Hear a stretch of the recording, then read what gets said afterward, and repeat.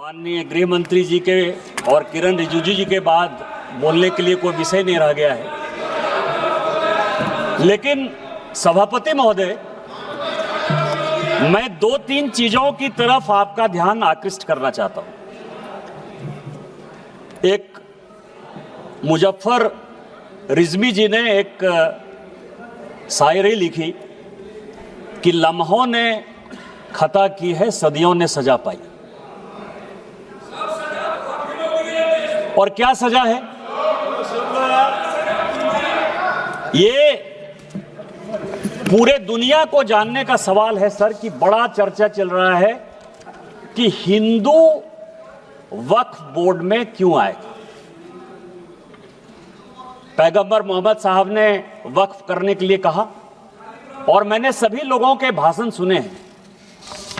पहला वक्फ मोहम्मद साहब को जिसने किया वो ज्यूस था, वो यहूदी था चेयरमैन सर, और उसका नाम मुखेरक था। उसने अपने 7 बगीचे मदीना में मोहम्मद साहब को गिफ्ट किए। वो ऊद के मैदान में मारा गया और उसके बाद मोहम्मद साहब ने उसकी प्रॉपर्टी को जब्त करके पहला चैरिटेबल वक्फ स्टार्ट किया। यदि मुसलमानों ने पहला वक्फ नहीं किया, यदि मुसलमानों ने, मैं ऑन रिकॉर्ड कर रहा हूं इमरान मसूद, यदि मुसलमानों ने वक्फ स्टार्ट नहीं किया तो मोहम्मद साहब के सिद्धांत के खिलाफ जाकर आप हिंदुओं को कैसे रोक सकते हो? दूसरा सवाल यह है, यह मैं कोर्ट का आदेश लेकर आया हूं, एमपी वक्फ बोर्ड वर्सेस शुभम शाह, और यह 2007 का ऑर्डर है। जो भोपाल का मॉस्क है, भोपाल का, जिसको शहंशाहे मालवा कहते, शहंशाहे मालवा, ये राजा होलकर ने दान दिया वक्फ। हिंदू दान दे बहुत अच्छा, यहूदी दान दे बहुत अच्छा, लेकिन वक्फ बोर्ड में मुसलमान को छोड़कर कोई दूसरा कैसे हो गया? हिंदू ने दिया, हिंदू ने दिया। मैं उस पे आ रहा हूं।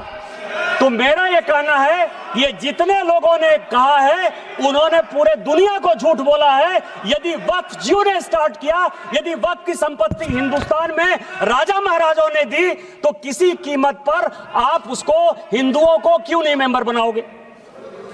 दूसरा सर, आज इस देश में फैसला हो जाना चाहिए। माननीय गृह मंत्री जी ने जिस चीज को स्टार्ट किया और जो छुलाकर छोड़ दिया, यहां गोरी आए, गजनी आए और बाबर आए, गोरी आए, गजनी आए और बाबर आए, तीनों लुटेरे के तौर पर आए ना? आप मानते हो कि नहीं? गोरी को और गजनी को आक्रांता मानते हो कि नहीं मानते हो? और यदि मानते हो तो हिंदुस्तान में सभापति महोदय, हिंदुस्तान में पहले वक्फ की शुरुआत गोरी ने की। यदि गोरी ने की, गोरी ने हिंदुओं के संपत्ति को लूटा और उसी में से 2 विलेज, कहां लिखा है? इतिहास है, इतिहास के पन्ने से आप नहीं लड़ सकते हो। यहां हिंदुस्तान में गोरी ने वक्फ की स्टार्ट की, और आज जो है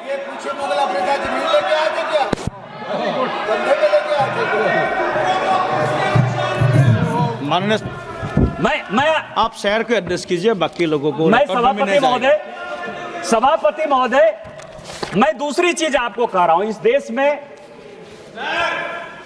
यह वक्फ एक्ट आया कैसे? ये जिन्ना को पाकिस्तान बनाने का जिम्मेवार मानते हैं या नहीं मानते? पहले इन लोगों से ये पूछ लीजिए सर, फिर मैं बोलूंगा। यदि जिन्ना को मानते हैं, ये मैं पेपर लेकर आया हूं सर। 1910 में कांग्रेस पार्टी ने मुंबई से एक रिजर्व सीट जो मुस्लिम की गई, उससे जिन्ना को मेंबर ऑफ पार्लियामेंट बनाया, और उन्होंने 1911 में मुसलमान वक्फ बोर्ड बनाया, ये प्राइवेट आदमी ने बनाया, जिन्ना ने बनाया, जिसने पाकिस्तान बनाया, और आज फिर वक्फ के नाम पर ये इस देश का बंटवारा करना चाहते हैं। दूसरा सर, दूसरा आजादी के बाद यहां सभी मेंबर ऑफ पार्लियामेंट बैठे हुए हैं, सभापति महोदय, यहां सभी मेंबर ऑफ पार्लियामेंट बैठे हुए हैं। एक मेंबर ऑफ पार्लियामेंट बताए कि किसी का प्राइवेट मेंबर बिल पास हुआ है? एक मेंबर ऑफ पार्लियामेंट, यहां पार्लियामेंट में 77 से स्वागत बाबू बैठे हुए, एक मेंबर ऑफ पार्लियामेंट बताए कि 77 के बाद से एक भी प्राइवेट मेंबर बिल पास हुआ है? मेरा पास हुआ है, इसलिए मुझे पता है कि मेरा रिजोल्यूशन पास हुआ है। क्या रिजोल्यूशन पास हुआ है? धारा 370 खत्म होना चाहिए, 35 से खत्म होना चाहिए, कश्मीरी पंडितों को अधिकार होना चाहिए। वो इसलिए पास हुआ कि भारतीय जनता पार्टी की आइडियोलॉजी थी, मैं भारतीय जनता पार्टी का सांसद था, सरकार उसको पास कराना चाहती थी, इसलिए पास हो गया। ये जो 1954 का वक्फ एक्ट है, 1952 में सभापति महोदय काजमी साहब लेकर आए, एक प्राइवेट आदमी प्राइवेट बिल लेकर आया, और उसके लिए जब ये बिल पास हो गया तो सेलेक्ट कमेटी बनी, और उस सेलेक्ट कमेटी के जो मेंबर थे अमजद अली, आप मुसलमानों की बात करते हो, दो लोगों ने डिसेंट नोट दिया, एक का नाम था मोहनलाल सक्सेना और दूसरे का नाम था अमजद अली। उन दोनों ने कहा, सब कागज लेकर आया हूं, कि अगेंस्ट द कॉन्स्टिट्यूशन है, अगेंस्ट द आर्टिकल 14-15 है, अगेंस्ट द कॉन्स्टिट्यूशन का जो आर्टिकल 25 है उसका वायलेशन है। लेकिन कांग्रेस मुसलमानों के एपीजमेंट की पॉलिटिक्स के कारण इस बिल को पास कराना चाहती थी, और ये प्राइवेट मेंबर बिल के तौर पर एक वक्त बिल आया। क्या आप गैर सरकारी बिल को जो है सरकारी बिल बनाकर इतने दिनों तक मुसलमानों के लिए एक अधिकार की बात करोगे? किस तरह की राजनीति कर रहे हो आप? तीसरा जो है अध्यक्ष महोदय, तीसरा जो सबसे इंपॉर्टेंट है, जो अनुराग जी ने कहा कि पूरी दुनिया में हमसे ज्यादा मुसलमान इंडोनेशिया में, टर्की में, सीरिया में है, लेबनान में है, सऊदी अरब में। आप यह बताइए कि इस देश में संविधान की बात बहुत करते हैं हम लोग, संविधान की शपथ लेते हैं, मैं भी संविधान लेकर यहां बैठा हुआ, यह संविधान है। इस संविधान में अमेरिका सेकुलर है या नहीं है? अंग्रेज सेकुलर थे कि नहीं थे? आप नॉर्थ ब्लॉक चले जाइए, साउथ ब्लॉक चले जाइए, प्रधानमंत्री के ऑफिस चले जाइए, राष्ट्रपति भवन चले जाइए, पुराना संसद भवन चले जाइए, आपको सब जगह गीता का श्लोक दिखाई देगा। एक चीज उर्दू में नहीं लिखा हुआ है, एक चीज संस्कृत में नहीं लिखा हुआ है। अमेरिका का राष्ट्रपति यदि, बस 4-5 मिनट में खत्म करूंगा, अमेरिका का राष्ट्रपति यदि शपथ लेगा तो वो बाइबल पर लेगा। सारे मुस्लिम कंट्री के हेड ऑफ द स्टेट यदि शपथ लेंगे तो वो कुरान पर लेंगे। आपने किस तरह का बना दिया कि हम संविधान के ले सकते हैं, गीता पर नहीं रहा हाथ रख के कर सकते हैं, और आपने मुसलमानों को एक अलग कानून दे दिया। ये पूरी दुनिया में कोई मुस्लिम कंट्री भी ऐसा नहीं है जिसने कि वक्फ को इस तरह का अधिकार दिया हुआ है। क्या आप भारत को एक मुस्लिम कंट्री बनाना चाहते हो?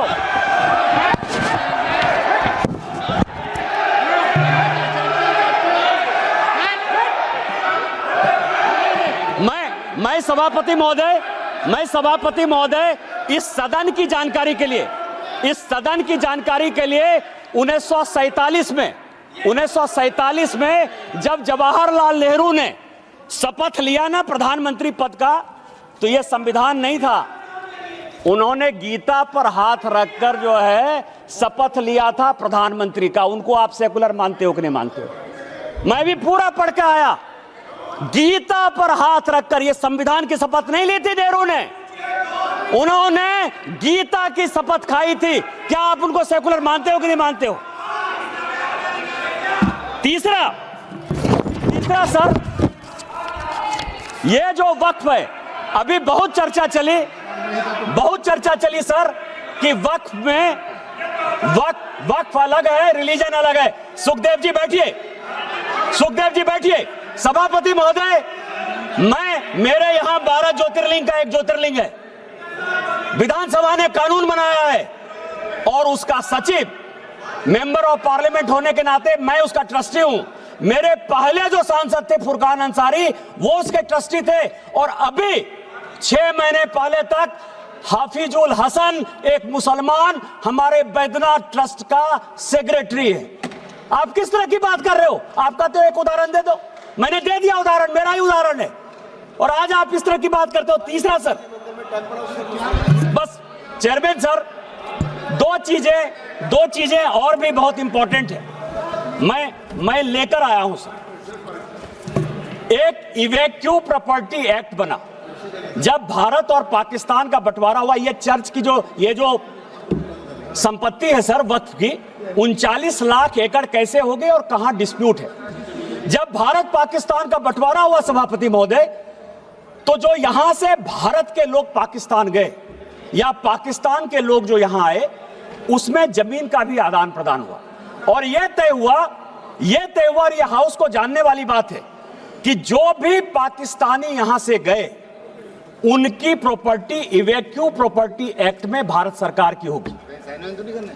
जो 1984 में राजा साहब बता रहे थे कि इवैक्यू प्रॉपर्टी एक्ट को क्या किया, पाकिस्तान में जाकर जो यहां से भाग के चले गए सर, जो कि इवैक्यू प्रॉपर्टी एक्ट या एनिमी प्रॉपर्टी एक्ट हो सकता था, उन सबों को पाकिस्तान जाकर उन लोगों ने कहा कि यह वक्त की संपत्ति है, क्या आप एनिमी प्रॉपर्टी को, और मैं होम मिनिस्ट्री के 5 आदेश लेकर आया हूं, 5 आदेश लेकर आया हूं कि यह इवैक्यू प्रॉपर्टी एक्ट है और यह वक्फ ने ले लिया है, यह इलीगल है, यह कानून का। आपको पता है जो बात कहा, आपको यह धर्म की बात करते हैं सर, वक्फ ने आईटीसी विंडसर बेंगलोर, ये पूरे समाज को आईटीसी विंडसर बेंगलोर वक्फ की प्रॉपर्टी है, 5 स्टार होटल को दे दिया। वहां जो है सुअर लोग खाते हैं। किस वक्त की बात करते हो? किस वक्त की बात करते हो? 12,000 किराया देता है, 50,000 किराया देता है। यहां ताज मानसिंह है सर, एनडीएमसी की प्रॉपर्टी है, 150 करोड़ रुपया साल में ताज भारत सरकार को देती है, और बेंगलोर में वक्त की प्रॉपर्टी आईटीसी विंडसर केवल 50,000 रुपया महीना में जो है अपना व्यापार चलाती है और सुअर खिलाती है लोगों को। किस तरह की बात करते हो? यही वक्त कानून तुम लागू करना चाहते हो? इसी तरह की बात करना चाहते हो? बस 2 मिनट में मैं खत्म करूंगा। मैं केवल ये करूंगा कि यहाँ तेलंगाना गवर्नमेंट है सर, तेलंगाना में ये और भी जानने की बात है, हैदराबाद में यहाँ बहुत आंध्र प्रदेश आंध्रा के हैं, म्युनिसिपल कॉर्पोरेशन आंध्रा ने 20 साल तक टेंडर फाइनल नहीं हुआ, क्योंकि जो राजा की संपत्ति थी, जो कि भारत सरकार या तेलंगाना सरकार की संपत्ति होती, उसको वक्फ ने ले लिया। यह सुप्रीम कोर्ट का आदेश है। सुप्रीम कोर्ट ने यह कहा कि 50,000 की प्रॉपर्टी, कम से कम 1500 एकड़ जमीन हैदराबाद शहर में जबरदस्ती वक्फ ने ले ली है। क्या इसी तरह का कानून आप लागू करना चाहते हो? मैं अंत में यही कहूंगा कि चाहे एनिमी प्रॉपर्टी हो, चाहे इवैक्यू प्रॉपर्टी हो, वो भारत सरकार की प्रॉपर्टी है, और आप ये वक्फ के नाम पर नफरत फैलाने की कोशिश करते हो। आपने जो है इस देश को वोट बैंक की पॉलिटिक्स में मुसलमान की पॉलिटिक्स बना दिया है। हिंदुओं से आपका कोई लेना देना नहीं है। मैं अंत में केवल यही कहूंगा कि मैंने समंदर से सीखा है जीने का तरीका, चुपचाप से कहना, बहना और अपनी मौज में रहना, और अपनी मौज में भारतीय जनता पार्टी आगे बढ़ेगी, वक्त को पास करेगी, और हम जो है हिंदू मुस्लिम के बंटवारा को नहीं होने देंगे, एक अलग देश नहीं बनने देंगे, और इस कानून को पास कराएंगे। और संविधान का जो आर्टिकल 49 है, जो ये कहता है कि कोई भी प्रॉपर्टी जो भारत सरकार की है, एएसआई की है, उसका रखरखाव भारत सरकार करेगी। हम एएसआई की संपत्ति आपको नहीं लेने देंगे। इस संविधान की रक्षा करेंगे, भारत की रक्षा करेंगे, और माननीय प्रधानमंत्री जी के रहते सबका साथ सबका विकास के मापदंडों पर खरा उतरेंगे। इन्हीं शब्दों के साथ जय हिंद जय भारत।